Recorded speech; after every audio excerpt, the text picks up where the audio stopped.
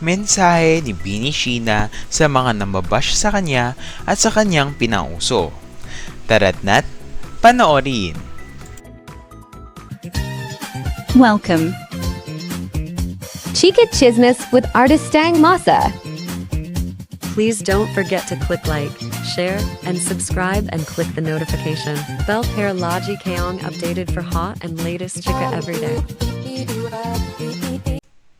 Patok na patok ngayon sa publiko. Bata man o matanda, ang A trend na pinasimula ng miyembro ng Beanie na si Sheena.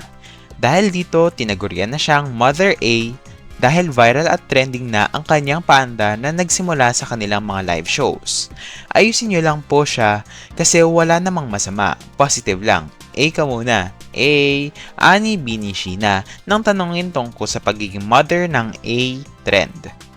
Ayon sa kapamilya artist, pati siya ay nagulat nang mag-viral ang A sa social media, lalo na nang makita at mapanood niya na kahit mga celebrities ay ginagamit na rin ang pinasikat niyang A. Nagulat ako na kahit sa mga ordinaryong tao kung saan-saan ko na nakikita yung A, actually, hindi ko alam kung ano ang mararamdaman ko. Sabi ni Sheena sa panayam ng ABS-CBN. Inalala pa ni Sheena na nagsimula raw mag-trend ang A nang sabihin niya ito sa isang fan na nanonood sa kanilang Beanieverse concert. May isang Bloom na nagsabing graduate siya, naiyak siya, ayoko kasi na may umiiyak. Kaya sabi ko, A ka muna, A. At least nakapag-A muna siya bago siya humagulgol. Kuwento ng P-pop idol na siyang pinakabatang miyembro ng Beanie at main dancer ng girl group. Nakuha ko rin talaga yung A sa kaibigan ko, sa Isabela. Nagchat-chat siya. A, hanggang sa nakuha ko. Mayroon din kaming staff dito. Kapag nagkikita kami, geng-geng, gumaganon. Dagdag pa ni Beanie Sheena.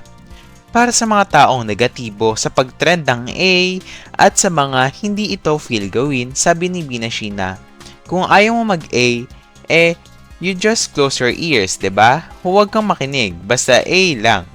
Positive vibes lang dito. If you are happy, say A, anya pa. Matagumpay ang lahat ng katatapos lamang na Beanieverse concert tour na ginanap sa Manila, Baguio, Cebu at Jensan City. Nakatakda na rin ang concert ng Nations Girl Group sa Canada, pati na ang pagpe-perform nila sa KCON sa Los Angeles, California bilang bahagi ng special lineup para sa M Countdown, pre-show sa darating na July 27. Kamakailan lamang ay inilabas pa rin ng Beanie ang pinakabagong single nilang Cherry on Top na nakakuha na ng mahigit 10 million views sa YouTube. Nag-number 1 na rin to sa iTunes Philippines at Singapore at naka 1 million streams na sa Spotify in less than 24 hours. At dyan nagtatapos ang ating chika for today. Ano kaya sa tingin nyo?